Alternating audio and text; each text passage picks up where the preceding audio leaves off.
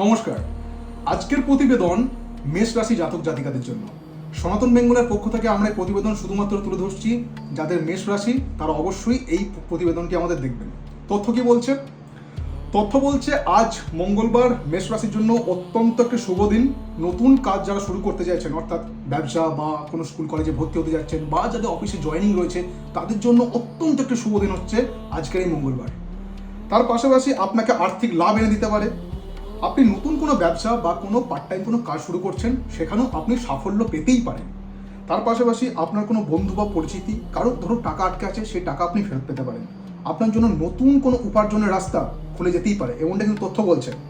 কর্মজীবন, আপনি যদি কোনো চাকরির পরীক্ষা দিচ্ছেন, ধরুন কোনো ইন্টারভিউ দিচ্ছেন বা কোনো প্রাইভেট সেক্টরের জন্য খাটছেন, তাদের ক্ষেত্রে সাফল্য আসতে পারে। প্রেমের সম্পর্ক অত্যন্ত একটা ইন্টারেস্টিং বিষয়।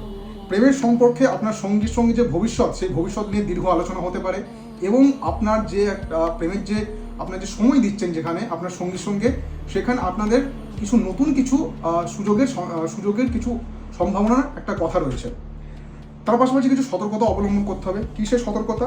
আপনার রাগ নিয়ন্ত্রণে রাখতে হবে। রাগ যদি নিয়ন্ত্রণে না রাখেন, তাহলে কিন্তু আপনার জীবনে সমস্যা আসতে পারে। মেষ রাশি জাতক জাতিকাদের জন্য এটা একটা অত্যন্ত সতর্কতার বিষয়। যদি রাগ নিয়ন্ত্রণে না রাখেন, তাহলে কিন্তু আপনাদের জীবনে সমস্যা আসতেই পারে।